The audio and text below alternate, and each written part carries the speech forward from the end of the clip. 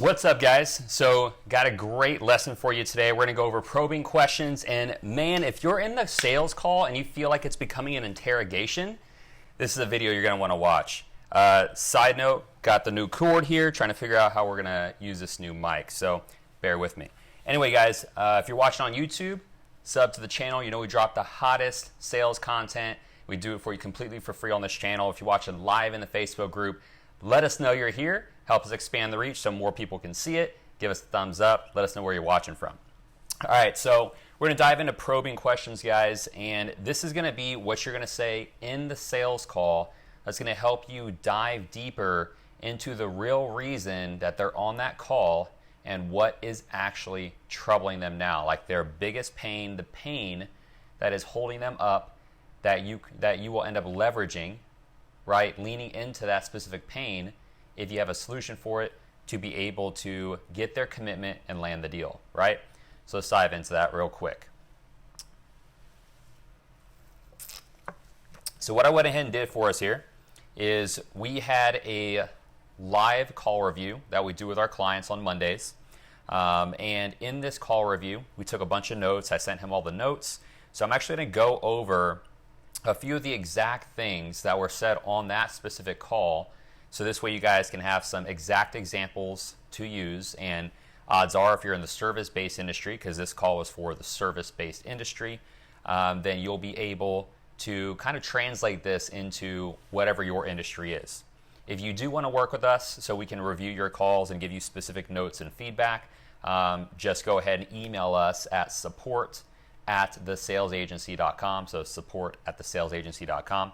All right, cool. So let's dive into this. So what you're going to do, guys, is make sure that you're recognizing language patterns. It's going to be the most important part of the sales call. There's so many crumbs that get dropped throughout the sales call, and you have to be able to know when they're being dropped, so you know like what direction to go. The worst thing a salesperson can do, especially a good salesperson, is to ask all the right questions in the sales call in the wrong direction. So the whole goal with probing is to be able to find out what is really going on and if it's an actual relevant pain. Because a lot of the time you'll realize there's a lot of things that aren't going right when you work with a client or you're looking to get the deal, or if you're in a space where you're selling coaching for like mindset or something less tangible that's not like a monetary, like business to business type thing. Maybe it's business to consumer. Maybe you're helping them lose weight or whatever. And a lot of the time there's so many things already going not perfect in their scenario, but they're not going to buy on those things. Okay, so people only buy on the highest degree of pain and highest degree of urgency. So what we want to do in these probing questions is to be able to figure out how they think, because based on their answers to your questions, you'll be able to get a good gauge on their mindset, and that is going to be able to give you a prediction, right, an educated prediction on how they make decisions, okay? Because the way people answer something is because of the way they think.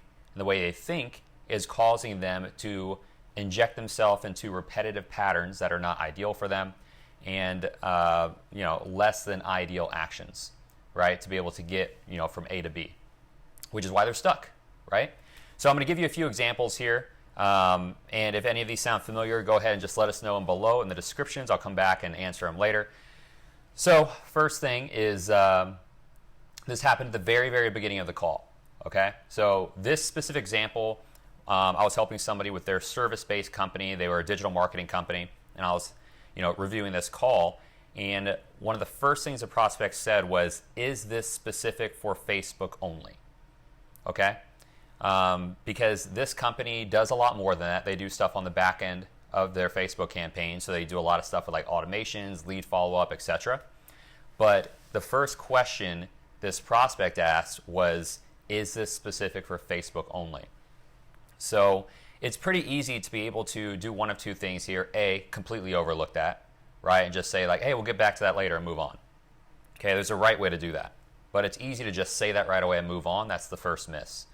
The second miss is going in and just trying to give all the detail possible because you feel like you need to explain yourself to them. A couple reasons why that's wrong. Number one, you haven't earned the right to.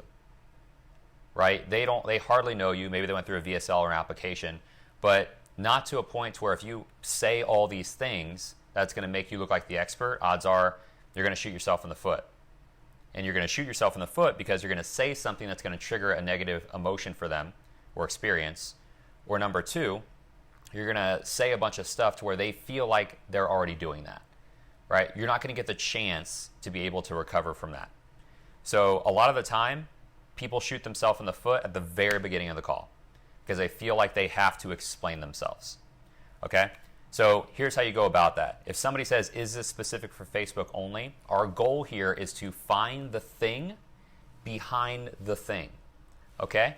So we want to figure out, why did they ask the specific question, is this for Facebook only? So the response would be, first of all, acknowledge it to show that you're listening, right? So acknowledge it, and then dive right into questions like, is it important for you to stick to one platform? Or why specifically did you ask that? They're going to share their experience with you. The only way you can always be right in life is if you have all the answers already. Now, I know that sounds kind of funny, but the thing is, leverage your prospects, right, by asking questions. They're going to give you all the answers. All you do is lean in or lean out of the answers they give you, right? Lean into the things they want, lean out of the things that gave them a bad experience or that they don't like, right? If they have a bad experience, we go through like shifting beliefs and the chain of belief shifting, but we're not going to get to that today. It's an NLP thing. But this is why you ask those questions. This thing right here I'm explaining to you guys, where you lean in and lean out, this is when you're able to identify a leverage point, okay? The leverage point is the thing that you're able to use in the sales call to be able to fill the gap in what they feel like could have made their situation better, okay? So we're going to keep going to another one here, so you can see the differences in how the concept works in multiple scenarios. Next one was, a lot of people quit their first year in real estate. Okay, so the prospect was explaining this to us, or to one of our clients. The prospect said, yeah, we've noticed like a lot of people, they quit their first year in real estate. Like, that's just part of the game. So instead of saying, yeah, we noticed that, we helped them do blah, blah, blah, blah, right? Or, yeah, man, but you're going to last longer than that. You're going to last longer than a year. I can see that you're awesome and blah, blah, blah, blah, right? Or we're going to help you avoid that because it's going to be really simple. All we're going to have to do is blah, blah, blah, blah. That's how most sales reps would approach that, okay? Because any time, and this is like, and it's totally normal, especially if you're new to sales, or maybe you're a little bit more experienced, but you're not used to handling different types of leads that are maybe colder. It's easy to lean into that because you believe that you already know the answer based on how many conversations you've had. It's totally normal, right? But the thing is, why even take the chance of shooting yourself in the foot? By saying something that's going to trigger a negative reaction, and the likelihood of coming back from that is far more difficult. Okay? So instead, what we're going to do is we're going to hear from them why they believe most real estate agents quit in their first year. Okay? Because here's the thing. Like, even if you know the answer, like let's say you literally pull up Google, type in, why do real estate agents quit in the first year? You're going to get an answer that actually has data to support it. But just because that's the truth doesn't mean that that's going to resonate with your prospect, because what the prospect believes is what's real. Okay, until we're able to shift that belief, the grass is blue and the sky is green if they believe it to be. Okay? So you cannot convince them otherwise. Our goal is to allow them to have that epiphany, that belief shift, so this way they know that the sky is blue and the grass is green. I see that now. Okay, so in this scenario, let's backpedal a little bit. The prospect said a lot of people quit their first year in real estate. We're going to react, man, that's freaking a wild statistic. Why do you believe that's happening to so many people? Right? So we're acknowledging it. Wow, that is a wild statistic. So always acknowledge what they say first, right? And then you get into getting them to think a little bit more, right? Raising their level of thinking and hearing from them why that's happening. Because again, we're looking for our leverage points, right? To know what to lean into what to lean out of. Okay? We need all the answers to the test. All right? So, another great example. So if you're hearing that in a sales call, you're hearing the prospect literally say to you what the disbelief is, right? Because in this case, the disbelief was like, yeah, the majority of agents are quitting in their first year. That's his first mindset roadblock, right? Because he's thinking about that. So address it. Cool. Let's get into another one here. So if this works well, I'd be looking to gain a partnership out of this call. So the prospect, this is a buying question, but it's super early in the call, so it's premature. So you can only take it with a grain of salt. Okay. In order for us to dig a little deeper, because most of the time, and again, this happens a lot of time with, if you're newer to sales, it's totally okay, totally normal. I've been there. But a lot of the time, when you're newer to sales, you see these buying signs as your first opportunity to jump in and to show them what you can do and start dishing out price, and then to start all of a sudden you're giving guarantees and you're giving discounts and you're saying like, well, just work with us, and all of a sudden you haven't built up enough credibility, trust, and you haven't earned their trust, reshifted any of their beliefs. So your high ticket item is not going to make sense for them. Okay? They're not prepared for that. As to where if you did it the right way by the end of the call, a $10, $20, $30, $50, $100,000 thing will make more sense to them, even though they've never spent that kind of money before, or it's more than they've spent in the past. Following me? So what we want to do is to be able to, instead of seeing this as a buying sign to go in to start closing and getting their commitment, instead we want to figure out what is their definition of a partnership, right? So read into the language. I'd be looking to gain a partnership out of this. Partnership in some scenarios is marriage, right? So if we were to jump the gun here and just assume, oh, well, I know what partnership means. This guy's looking to get married. Be like, no, that's not right. Now, I know a lot of you watching this be like, Rob, that's so extreme. You're in a sales call. Obviously, they're not trying to get married. And that's true. But at the same time, if this means one thing out of the realm, it can mean many other things inside the realm, right? Inside the sales call, in the context of business. So a partnership can mean a lot of different things. So what the point I'm trying to get across to you here is that you cannot ever assume anything. My grandma used to tell me, like, don't assume anything. You'll make an ass out of you and me. ASSUME. Don't ever assume, right? Just because it's common sense to you doesn't mean it's common. Okay? So in this case, we would dig a little deeper and probe and ask them, so what does your definition of a partnership look like? Like, what do you envision that to be?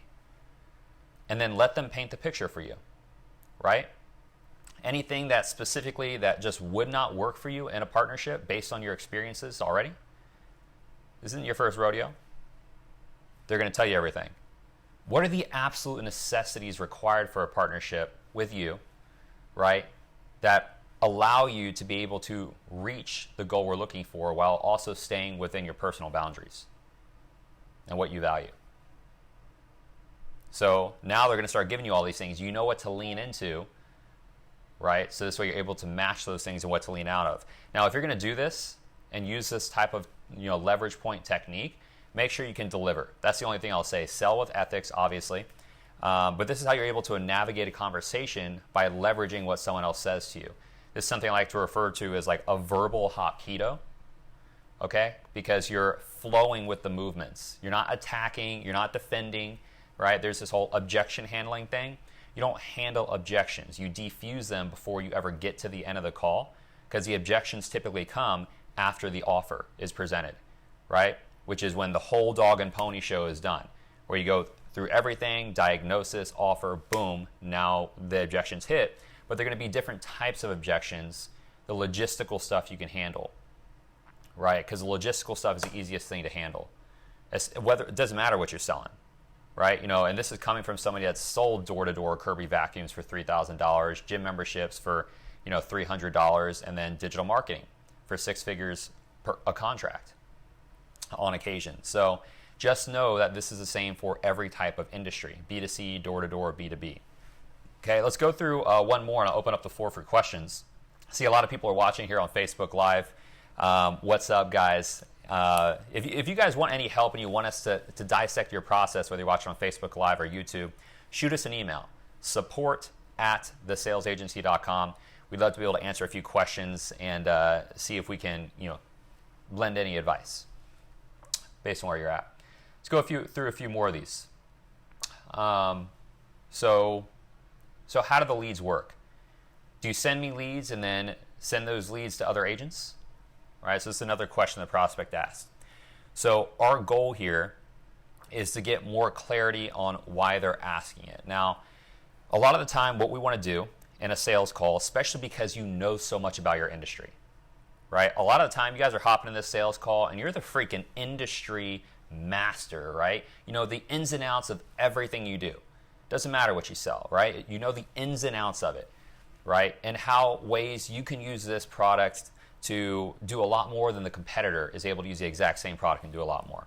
So your first instinct when somebody says something to you is to go in and literally throw up on them everything you know that can answer that question and help them. That's the first thing you want to do, okay? Instead, what I'm going to challenge you to do is I'm going to challenge you to instead turn your statements into questions, okay? This allows them to raise their level of thinking, get more clarity because they're saying it out loud, right? They're speaking this stuff into existence so it becomes real because it's coming out of their mouth, right? And you'll have all the answers to the test, allowing you to once again find your leverage points. Okay, you following me? So let's go down here. So I'll give you an example of what you can say to that. Have you experienced that in the past? Right? Because they wouldn't ask something like that unless they've heard of an experience from elsewhere or they've experienced them themselves. And we want to be able to defuse the objections at the end of the call by dealing with the shit now. Okay? So we got to deal with it now. And the only way we can do that is by allowing them to express that situation to us, right? In the way that they see it happening, not in the way that you're interpreting it to have happened. All right, you following me?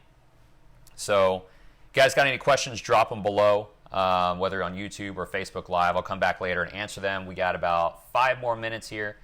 See if I can get through a few more of these. Again, if you guys want your calls reviewed, you want to do sales call role plays with us, you want to jump on for Q&A because we do 5 calls a week with our clients to be able to help you and your sales team develop more efficiency and sharpen the sword so they can go on and be more effective in the sales call or with prospecting.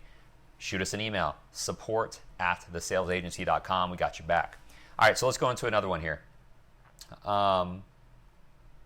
What's a good one here? Okay, so I want to jump ahead of the curve and jump in the wave and take advantage of this movement. Now, the real estate agent is talking about leveraging online, right? Or leveraging online traffic.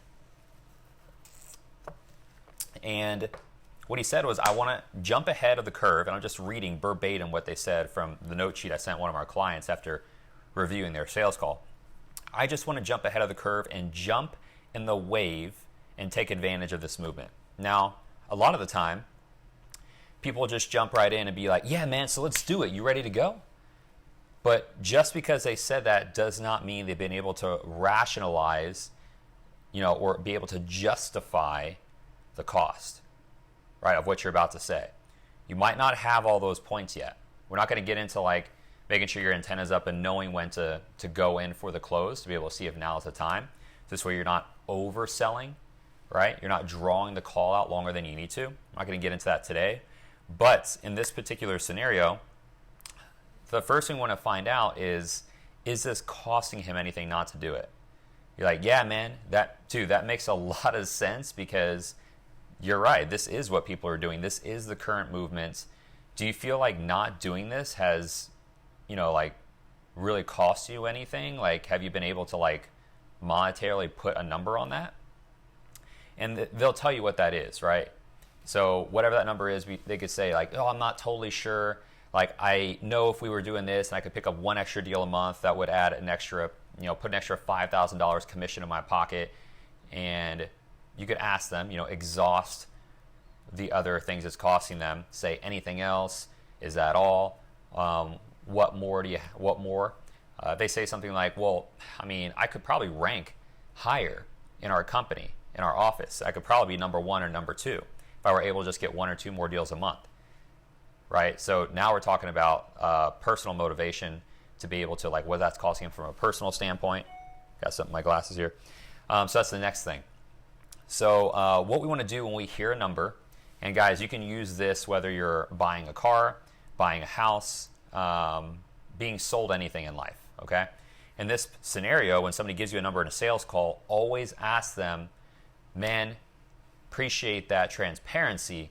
So how'd you come up with that number? Just, out of curiosity, so how'd you come up with that?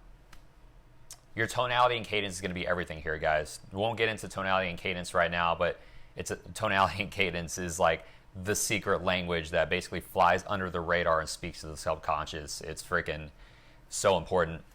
We're not going to get into that now, though. So in this scenario, we want to be able to know what it's costing them and find out how they came up with that number, because at the end of the call, we're able to reverse engineer numbers if you're selling a B2B offer, which this client was, to a real estate agent. And we want to be able to say, shoot, man, end of the day, if you do this based on what you're telling me here, it looks like over the last 3 months, this has already cost you $15,000 in commissions. What's the worst that could happen trying this out? We've already lost $15,000. I'm only asking you for $3,000 a month. So, really, what's the worst that could happen? And then they'll give you an answer, and then you can lean in with can you live with that? Because typically the answer is not going to be that bad. Can you live with that? They're going to say, I guess, yeah. I wouldn't want it to be like that forever, but yeah, I could live with it. It wouldn't break the business. Okay, cool, man. What's the best thing that could happen? All right, you come in, you do this, we partner up. What's the best thing that could happen? Man, we'd freaking crush it. We'd scale up. It'd be this, blah, blah, blah, blah, right? Do you want that now? Yeah, I do. Great. How do you want to get started? You can use Visa, you can use a MasterCard. You want to use the card with points? What's the easiest form of payment for you? So you just lead right into that sale. It's only $3,000. Or it's only $10,000. We're going to get you to here this amount of time. Future pace, whatever the onboarding is. We won't get into that right now. But cool. So anyway, fam, I have to get ready for a call right now. But we do have one question here that I'll answer real quick. But somebody said, what happens if you get any of these questions on the discovery calls? What would I tell my VAs? So first of all, your VA should be trained with your sales team. RJ. So RJ's here on our Facebook Live. If you're watching this on YouTube, you want to join us live on Facebook, I'll put a link in the descriptions to join our Facebook group. So RJ, your VA should be trained with your sales team by jumping on your sales meetings. So this way there's ongoing training to prepare them for these things. You'll want to create a sales playbook. So it's basically just an ongoing list of things people say, like prospects say. And as you're reviewing your sales calls with your team, you can start creating a compilation of this. So there's a running sheet, right? A vault, if you will, a treasure chest of all the things that the prospects are saying. So this way, anytime you onboard new team members or your current team members, they already now have an archive of how to respond to these certain things. So that's the way you would handle it with your sales team and VAs. VAs are, if they're setting appointments, they're still a part of your sales team. So I would see them more as the sales team, not necessarily as VAs, in my opinion. Just so they understand the significance of their role. A company thrives on front-end revenue, the front line. What they do is insanely important. But the next thing I would say is on the discovery call, the whole goal is to sell the appointments, right? So you're asking just a couple questions to make sure they're in a place where we can solve that problem, but we're not going to say we can. They're in a place where they can buy if everything aligns, right? And that the pain is urgent enough to buy now or in the very, very near future. So really, that's what we're looking for in the discovery call. And we're selling the appointments, not the product and service. Okay, it's the salesperson's or the closer's role to be able to take it from there, hand off, and either close or advance the deal to closing, which is where pipeline management comes into play. Robin, Andreas, Nicholas, what's going on, fam? So I appreciate everybody joining us live today, and if you're watching this on YouTube, I hope this is extremely helpful. Remember, subscribe to the channel or share this video if you know that this could help anybody, if they're struggling with probing and asking the right questions in the right direction to be able to help them navigate that sale to a commitment, right, to get the enrollments, to get the deal. And again, if you guys have any other videos you want to see, drop them below. I'll check these out later, respond to y'all's comments so we can create content around what you're currently dealing with so we can help you out here. If you want us to check out your sales process and what you're doing or what your team is doing, just shoot us an email, support@thesalesagency.com. We got you back. See you guys on the next one.